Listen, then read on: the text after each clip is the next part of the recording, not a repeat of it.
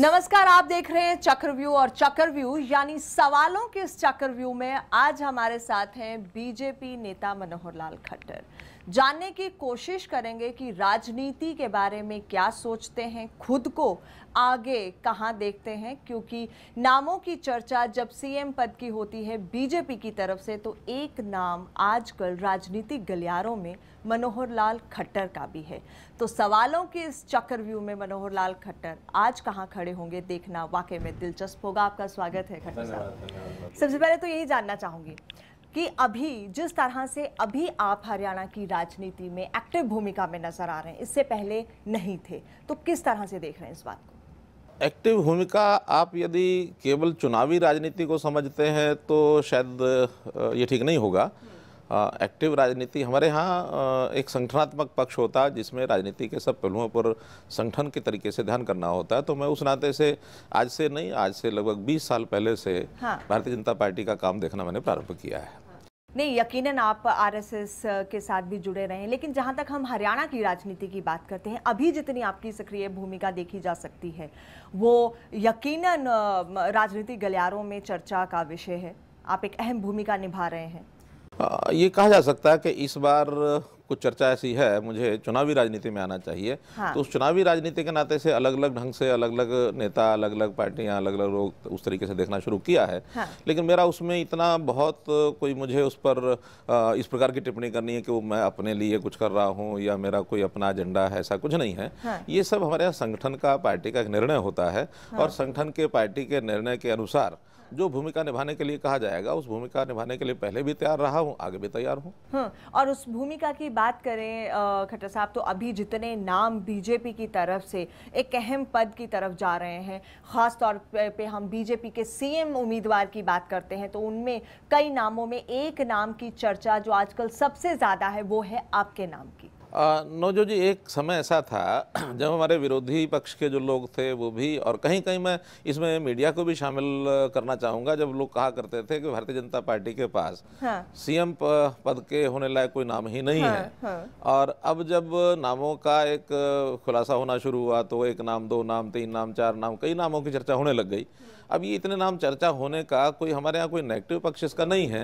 ये एक प्रकार की पार्टी की एक पूंजी है और पार्टी में अधिक से अधिक कार्यकर्ता यदि इस योग्यता के, क्षमता के होंगे जो प्रदेश में इस दायित्व का निर्वहन कर सकते हैं, अच्छी प्रकार से प्रदेश में एक अच्छा शासन दे सकते हैं, तो ये हमारा प्लस पॉइंट है, हमारा माइनस नहीं है। नहीं, बिल्कुल प्लस पॉइंट है, नेगेटिव तो हम कह ही नहीं रहे, लेकिन आप इस नेगेटिव पॉजिटिव के चक्कर में मेरे सवाल को कहीं ना कहीं बहुत अच्छे से गोल कर गए। सीधे सवाल का सीधा जवाब मनोहर खट्टर जी, आजकल आपके नाम की काफी चर्चा है कि आपका नाम काफी आगे है। अगर बीजेपी के सीएम पद की उम्मीदवारी की हम बात करते हैं तो आप कहां देखते हैं खुद को?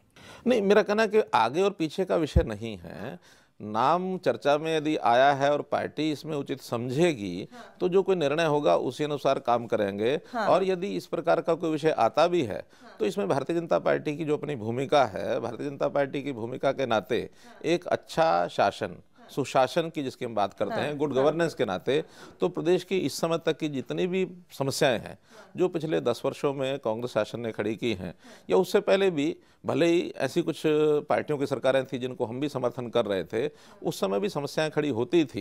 भारतीय जनता पार्टी पहली बार शासन में आएगी और पहली बार यदि हम शासन में आते हैं तो जो मूलभूत समस्याएं उनको सबको हल करने का प्रारूप हमारे पास है, योजनाएं हमारे पास हैं। लेकिन अब बिल्कुल आपने सही कहा, पहली बार भारतीय जनता पार्टी लोकसभा चुनाव में जिस तरह से 7 सीटें हासिल करके अपने राजनीतिक अस्तित्व को अकेले दम पर कायम कर पाई है, उसी के बाद लेकिन ये देखने की बात आई कि कुछ ना कुछ खींचतान सी नजर आई बीजेपी के अंदर।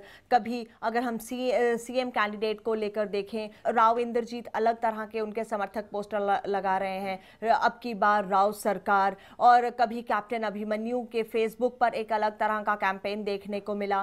फिर इस खींचतान को आप किस तरह से देखते हैं? जैसे मैंने पहले कहा ना, कोई खींचता नहीं है, कोई दौड़ नहीं है। ये अलग बात है कि समर्थकों का अपना एक स्वाभाविक एक इच्छा रहती है कि जो हमारे निकट नेता है वही अगर मुख्यमंत्री बनता है तो उनको उसमें कुछ अलग प्रकार का संतोष मिलता होगा। तो ये जो समर्थक लोगों का, इसमें लोकतंत्र में ना रोका जा सकता है, ना इसको बहुत अच्छा माना जाता है, ना बहुत गलत माना जाता है। ये सहज प्रक्रिया है कि हर नेता को समर्थक होते हैं, वो अपने नेता को कहीं अगली कतार में खड़े होना देखना चाहते हैं।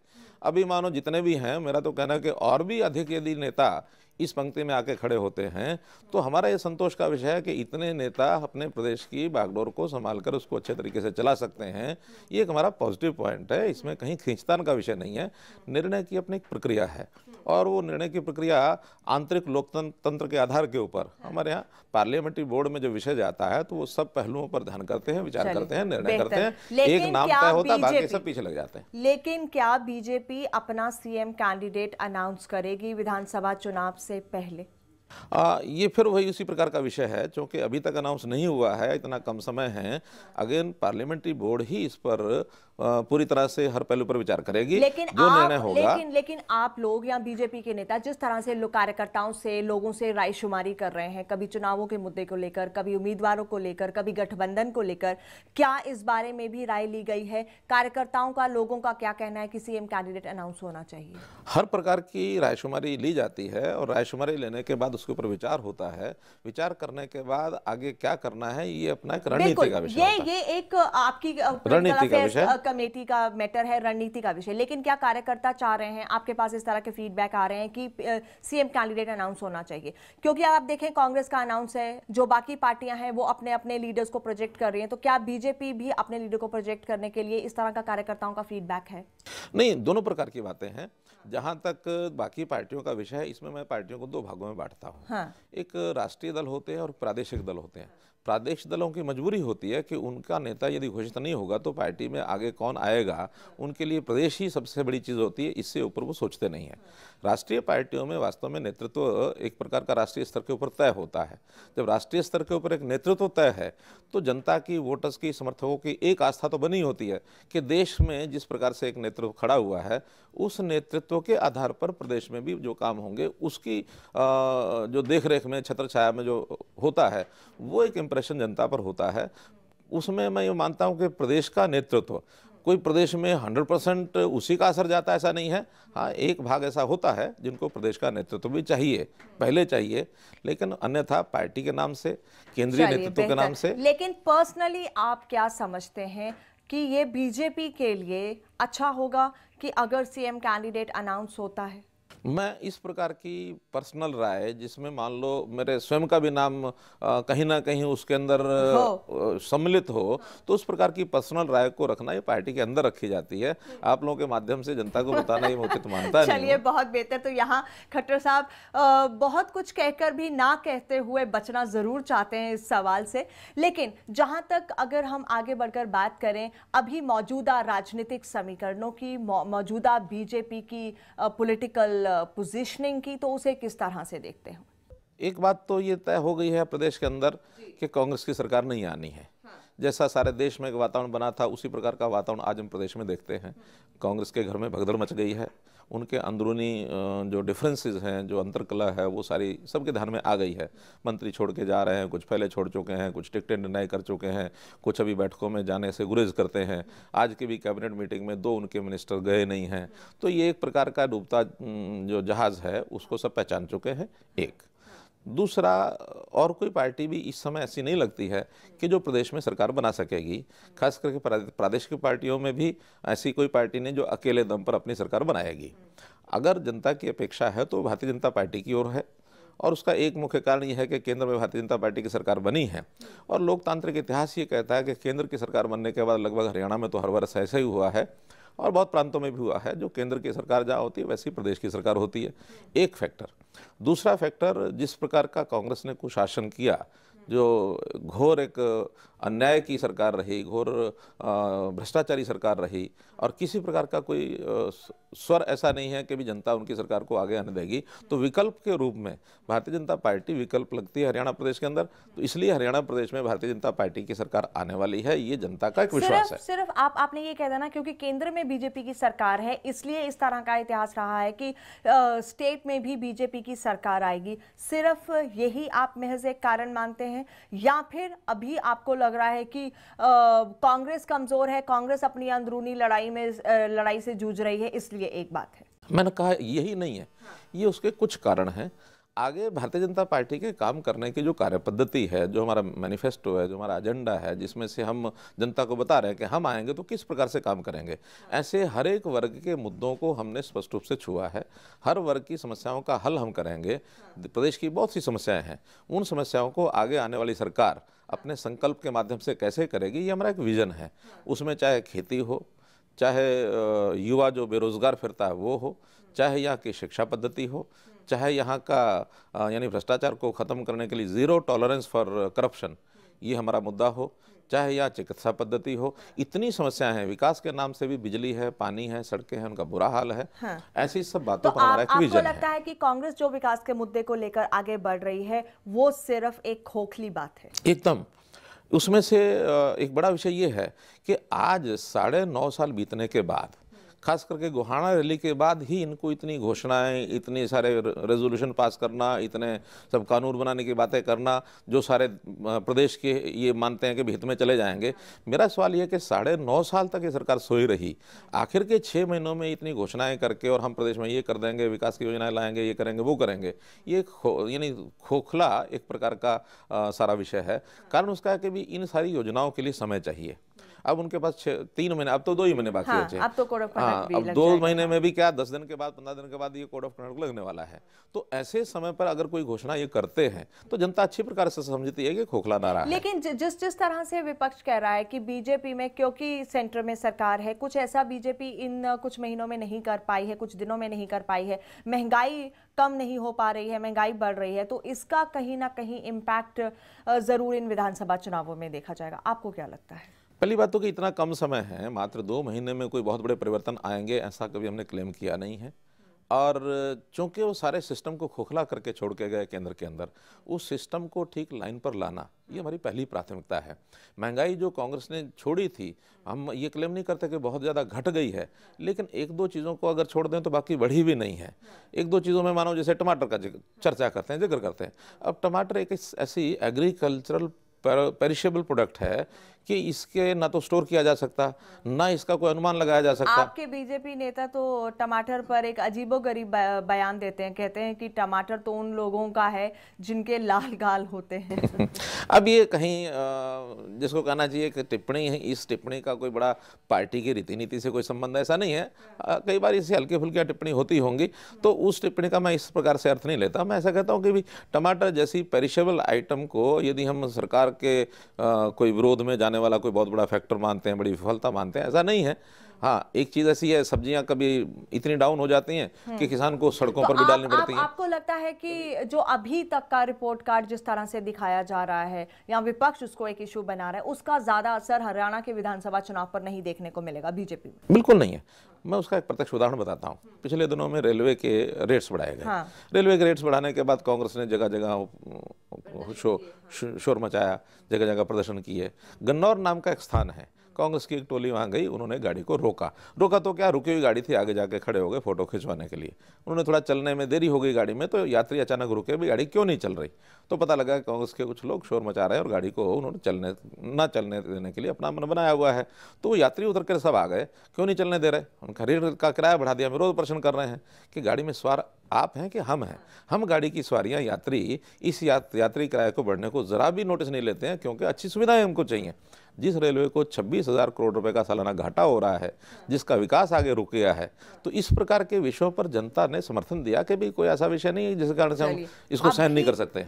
अभी जो मौजूदा बीजेपी की सिचुएशन है, बीजेपी हजका के गठबंधन पर सस्पेंस काफी समय से बना हुआ है। कई तरह की चर्चाएं मीडिया में भी हैं, राजनीतिक सर्कल में भी हैं, गलियारों में भी हैं। हजका भाजपा रिलेशनशिप और इस गठबंधन को आप कैसे देखते हैं? क्योंकि रामविलास शर्मा का बयान भी आया कि बस अब इस पर एक ऐलान हो जाएगा, फैसला हो जाएगा। आपके कुछ बीजेपी के नेता लगातार ये कहते रहे हैं कि गठबंधन की शर्तों पर दोबारा विचार होना चाहिए। आपका क्या कहना है? ठीक है, अलग अलग नेताओं की अलग अलग राय होती है। जब आपस में चर्चा करते हैं तो उसमें राय रखना, अलग रखना कोई बहुत ऐसी गलत बात नहीं है। उस राय को हमने केंद्र तक पहुंचा दिया है और केंद्र के नेता भी अब सीधे कुलदीप बिश्नोई से बातचीत कर रहे हैं और मुझे लगता है कि 1-2 दिन के अंदर इसका फैसला जल्दी हो जाना चाहिए। अब जिस रूप में भी वो होगा, अच्छा होगा, यानी भारतीय जनता पार्टी में सरकार तो बनेगी और सरकार बनेगी, एक अच्छी सरकार और अच्छी मेजोरिटी से बने। आपने कहा भारतीय जनता पार्टी की सरकार बनेगी, आपने ये नहीं कहा कि भारतीय जनता पार्टी हजका की सरकार बनेगी। मेरा कहना है कि अगर गठबंधन चालू रहता, मैं वही बात आगे पूरी कर रहा था, आपने बीच में काट दिया। अगर ये गठबंधन बना रहता है तो दोनों पार्टियों की मिलकर सरकार बनेगी। अगर गठबंधन नहीं भी रहता तो भी भारतीय जनता पार्टी की सरकार बनेगी और कुल मिलाकर उसमें जनता की जो समस्याएं हैं उनको हल करेंगे। आपका ये कहना है कि कुलदीप बिश्नोई के साथ बातचीत चल रही है, नेगोशिएशन चल रही हैं कि किस तरह से इस गठबंधन को आगे बढ़ाना है। ठीक बात है। हाँ, लेकिन उस गठबंधन को आगे बढ़ाने के लिए क्या है कि क्या शर्तों में बदलाव होगा? क्या उन्हें सीएम कैंडिडेट के तौर पर नहीं प्रोजेक्ट किया जाए? क्या सीटों के बंटवारे में जो पहले 45-45 का था उसमें कहीं बदलाव हो? जैसे गठबंधन पहले हुआ था, अगर वैसे ही रहना होता तो फिर ये चर्चाएं क्यों आती? अगर चर्चाएं कहीं आई हैं तो निश्चित रूप से सारी बातचीत होगी। तीनों ही प्रकार की बातों के लिए तैयार हैं। गठबंधन बना रहे, एज इट इज बना रहे, तब भी हमारी पार्टी तैयार है। गठबंधन टूट जाए तब भी हम तैयार हैं। बदली शर्तों के अनुसार कोई रास्ता निकला है तब भी तैयार हैं। राष्ट्रीय स्तर के ऊपर कुलदीप बिश्नोई की बातचीत चल रही है और उस बातचीत में से हमने प्रदेश की ओर से जो बातें बतानी थी बता दी हैं। अब ये निर्भर करता है पार्लियामेंट्री वोट राष्ट्रीय अध्यक्ष के ऊपर, उसको किस प्रकार से लेंगे। हाँ, पर्सनली आप क्या चाहते हैं? कुछ इस तरह की बातें आई निकलकर सामने की जो रिपोर्ट अभी ग्राउंड लेवल से गई है उसमें ये कहा गया है कि बीजेपी अकेले भी चलकर बहुत कुछ हासिल नहीं कर पाएगी। अगर हजका के साथ गठबंधन रहता है तो बेहतर होगा। चेहरों की कमी या फिर हजका भाजपा की अपनी इंडिविजुअल मजबूरियां इस तरफ बढ़ा रही हैं दोनों को कि इस गठबंधन को नेगोशिएशन करके आगे बढ़ाया जाए। क्या कहना है आपका? मेरा कहना है कि दोनों प्रकार से हम तैयार हैं। हजका भाजपा गठबंधन अगर रहता है तो बहुत अच्छी कंफर्टेबल मेजोरिटी से हम आएंगे। वो आपने कहा कि आप तैयार हैं। लेकिन क्या पार्टी में चेहरों की कमी, ग्राउंड लेवल कार्यकर्ताओं का ये कहना कि अगर गठबंधन चलता है तो बेटर पोजीशन होगी, क्या दोनों पार्टियों के लिए एक मजबूरी है इस गठबंधन को निभाना? ऐसा मजबूरी नहीं है। मजबूरी इसलिए नहीं है कि आज भारतीय जनता पार्टी के साथ जुड़ने के लिए बहुत ही लोग लाइन में खड़े हैं। कांग्रेस से लोग आ रहे हैं, बीजेपी उन्हें शामिल कर रही है और कांग्रेस वाले कह रहे हैं कि बीजेपी अपने कैंडिडेट उधार ले रही है। सब जगह से आ रहे हैं। नॉन पॉलिटिकल आदमी भी आ रहे हैं जिन्होंने अभी तक कभी कोई किसी पार्टी को ज्वाइन नहीं किया, कभी राजनीति में हिस्सा नहीं लिया। ऐसे भी समाज में अच्छे काम करने वाले लोग बहुत लाइन में हैं जिन्होंने कहा कि हमें अगर मौका मिलता है तो हम इस स्थान से चुनाव लड़ करके जीत करके और पार्टी के साथ खड़े हो सकते हैं। पार्टी की नीतियों में हम विश्वास रखते हैं। तो ऐसे बहुत लोग हैं। और यदि कुछ पार्टियों से, दूसरी पार्टियों से भी लोग आते हैं और पहली शर्त यह कि भारतीय जनता पार्टी की रीति नीति में विश्वास करें और दूसरा पार्टी को ये देखना होगा कि वो जनता के साथ संबंध संपर्क उनका कैसा है, जनता की लड़ाइयां वो कैसे लड़ते रहे हैं। आपको नहीं लगता कि जितने लोग अभी कांग्रेस से निकलकर बीजेपी में आ रहे हैं सब कहीं ना कहीं अपनी टिकट को देख रहे हैं? हम शमशेर खड़गड़ा की बात करें, हम जगदीश नेहरा की बात करें या फिर हम चौधरी बीरेंद्र की बात करें, उससे पहले राव इंद्रजीत या धर्मवीर, सभी इसीलिए आए कि कहीं ना कहीं राजनीति में महत्वाकांक्षाओं की राजनीति हावी होती हुई दिखाई दी। इससे तो इनकार नहीं किया जा सकता। आने वाला जो नेता होता है वो अपने कुछ मन में आकांक्षा, महत्वाकांक्षा, योजना लेकर के आता ही है। हाँ। लेकिन भारतीय जनता पार्टी ने किसी को कमिट नहीं किया है कि हम आपको कमिट नहीं किया। उसके बाद चुनाव धर्मवीर को रातों रात टिकट दे दी गई। राव इंद्रजीत के साथ ये क्लियर था कि वो चुनाव लड़ेंगे, उन्हें सेंटर में एडजस्ट भी कर दिया गया। और अब अगर शमशेर खड़गड़ा की बात करें, उन्होंने क्लियर कहा, हमारे ही साथ इंटरव्यू में क्लियर कहा कि वो महम से चुनाव लड़ेंगे। जगदीश नेहरा अपनी रानिया से टिकट की बात कर रहे हैं, तो कहां छुपी छुपाई बातें कहां है? नहीं, मेरा कहना कमिट नहीं किया का मतलब ये नहीं कि हमको टिकट देना नहीं, हमने मना किया है। कमिटमेंट का मतलब होता है जरूर देना। और कमिट नहीं किया तो जहां हमको लगेगा है पार्टी चुनाव यानी टिकट देकर के उनको जिताने के लिए सक्षम समझती है तो उनको देंगे। जहां नहीं लगता नहीं देंगे। ऐसी भी जगह है जो 2-2, 3-3 लोग भी पार्टी में आए हैं और वहाँ अपने पार्टी के लोग भी हैं। तो इसलिए कमिटमेंट न करने का मतलब ये है कि जहाँ जैसा उपयोग लगेगा उस व्यक्ति का। आज वो भारतीय जनता पार्टी का सदस्य हो गया और जब सदस्य हो गया है तो 4 लोग मानो पहले होंगे, 4 लोग नए ज्वाइन करेंगे, सब में विचार करके। चौधरी बीरेंद्र के बीजेपी में शामिल होने को लेकर आपका क्या कहना है? उनकी अमित शाह से भी मुलाकात हुई, पहले भी बीजेपी के बड़े नेताओं से हो चुकी है। कुछ इस तरह की खबरें भी आई कि बीजेपी के प्रदेश के नेता नहीं चाहते कि कोई बड़ा चेहरा, बड़ा नाम बीजेपी में शामिल हो, उनकी अपनी इनसिक्योरिटीज हैं। क्या कहना है इस सब को लेकर आपको? मेरा कहना है कि ये भी विषय फिर वही है जहां बातचीत चल रही है। कुछ लोगों की बातचीत केंद्र में सीधी चलती है, उनको सब पहलुओं पर विचार करना है कि किन को पार्टी में ज्वाइन कराना, किन को नहीं कराना है। आपसी सहमति से ही सब होता है। इसमें ज़बरदस्ती वन वे ट्रैफिक नहीं होता कि भी हम ज़बरदस्ती किसी को खींच के ले आएंगे, या कोई हमारे यहाँ आना चाहता है, हम नहीं चाहते तो वो ज़बरदस्ती घुस जाएगा, ऐसा नहीं होता है। दोनों तरफ की सहमति यदि यानी पार्टी में शामिल होने का मतलब ऐसा नहीं है कि भी टिकट के लिए होना है। पार्टी को मजबूत करना, देश में एक ठीक दिशा लेकर के जो भारतीय जनता पार्टी चल रही है उसमें किसी न किसी प्रकार का सहयोग करना, आकर एक अच्छा वातावरण बना करके प्रदेश के अंदर सुदृढ़ सरकार बने। इसमें चुनाव लड़के ही बनेगी ऐसा नहीं है, बिना चुनाव लड़े हुए भी आखिर हर पार्टी का, हर व्यक्ति का अपना एक रोल होता है। तो जिस व्यक्ति का रोल ऐसा है कि जो प्रभाव अपने का इस्तेमाल इस नाते से एक अच्छी सरकार बनाने में किसी भी रूप में करवा सकता है, उसका उपयोग होगा ही तो करेंगे। आपको ये लगता है कि चौधरी बीरेंद्र अगर बीजेपी में आते हैं तो मजबूती मिलेगी? आखिर उनका अपना एक स्थान तो है ना, समाज में अपना स्थान है। उन्होंने इतने सालों तक चुनाव लड़ा, जीते, मंत्री रहे, राज्यसभा में सदस्य रहे, कांग्रेस के बड़े नेता भी रहे हैं, मतलब अभी तक तो है ही है, शायद छोड़ी नहीं होगी उन्होंने। तो कुल मिलाकर के उनके आने का उपयोग नहीं होगा ऐसा तो नहीं है। जितना उपयोग होगा उतना उपयोग जनता के हित में हम लेंगे, क्यों नहीं लेंगे, अगर वो आते हैं तो। इन बदली हुई परिस्थितियों में खास तौर से एक बार फिर से बीजेपी हजका पर आना चाहूंगी, क्योंकि वो काफी एक इस तरह का इशू है और अभी वो रिश्ता चलता है या बिगड़ता है, पूरे समीकरण जो है राजनीति के वो बनते और बिगड़ते हैं। तो आप इसको अब किस तरह से देख रहे हैं? मैंने पहले भी कहा कि ये समझौता यदि चलता है तो एक मजबूत सरकार आएगी, नहीं चलता है तो भी भारतीय जनता पार्टी अपनी सरकार बना करके अपने लक्ष्य को पूरा करेगी। अब इसमें इससे ज़्यादा तो कुछ नहीं कहा जा सकता इस समय, क्योंकि बातचीत का दौर चालू है, जारी है। मानो अलग भी होना होगा तो हम एमिकेबली अलग होंगे, एक दूसरे के विरोध में कोई भाषण करके, एक दूसरे के खिलाफ कोई निंदा करके। और भाषण तो आपके बीजेपी के नेता पहले ही दे चुके, इस हद तक बयानबाजियां हो चुकी हैं जहां कुछ बचा नहीं। हजका वालों ने कहा बीजेपी दबाव की राजनीति करती है, तो बीजेपी के नेताओं ने खुले तौर पर कहा कि लंगड़े घोड़े पर हम दाव नहीं लगा सकते।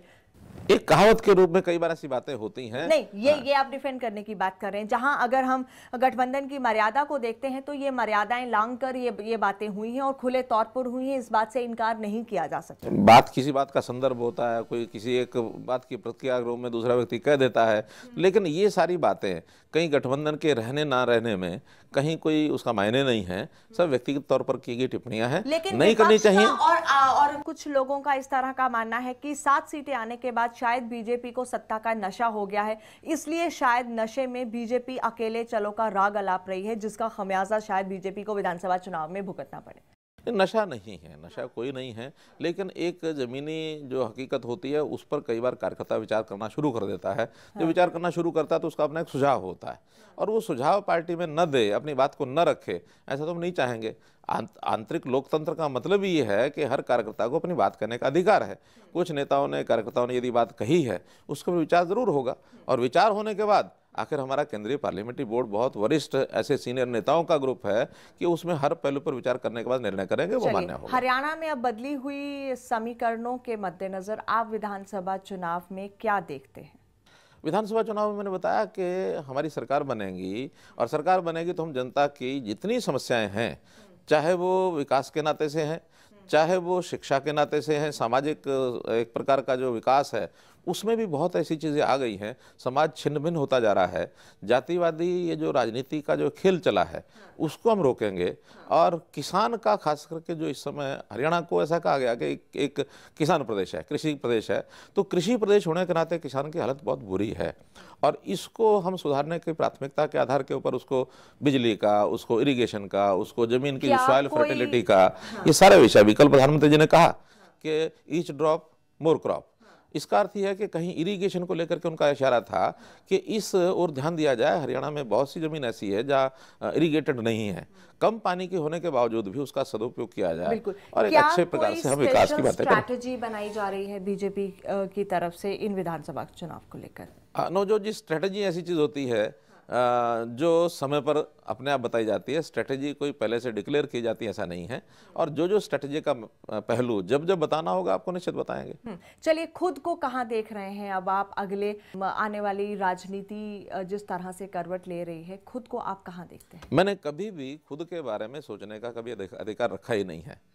हमसे कोई पूछता है तो अपने मन की बात कोई होती तो बता देते हैं। सारा कुछ अधिकार हमने पार्टी पर, संगठन पर छोड़ा हुआ है, और मेरा तो हर एक कार्यकर्ता को ये कहना होता है कि भैया अपने बारे में सोचने का अधिकार मत रखो, केवल अपना कर्तव्य पालन, अपनी ड्यूटी, तो यही हमारे सामने है। कितनी सक्रिय भूमिका और एक्टिव आपकी जो प्लेस है, जो जगह है, वो देखने को मिलेगी इन आने वाले विधानसभा चुनाव में? एक्टिव में पहले भी रहा हूँ, एक्टिव अभी भी हूँ। मुझे इनएक्टिव तो कभी किसी ने आज तक देखा नहीं होगा जब से मैं काम कर रहा हूँ।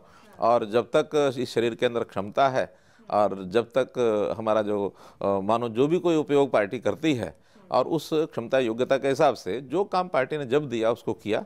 चुनाव लड़ना, चुनाव लड़वाना, हाँ आज तक पहले लड़ने का विषय शायद नहीं इतना आया था। इस बार चुनाव लड़वाने का बात भी हो सकती है, चुनाव लड़ने की बात भी हो सकती है, किसी भी कंशन से चुनाव लड़ना हो सकता है। और निश्चित रूप से कार्यकर्ताओं का, तो आप जनता का। संकेत दे रहे हैं कि चुनाव लड़ने से आपको गुरेज नहीं है, इस बार हो सकता है कि आप भी चुनावी मैदान में नजर आए। पार्टी की जैसे भी योजना होगी। चलिए, बेहद शुक्रिया हमारे साथ इस सवालों के चक्रव्यूह में शामिल होने के लिए मनोहर लाल खट्टर जी। तो देखना होगा कि आने वाले विधानसभा चुनाव में किस तरह से राजनीति के समीकरण बदलते हैं और बीजेपी के नेतृत्व की बात करते हैं तो मनोहर लाल खट्टर खुद को कहां पाएंगे। फिलहाल लेते हैं आपसे इजाजत, नमस्कार।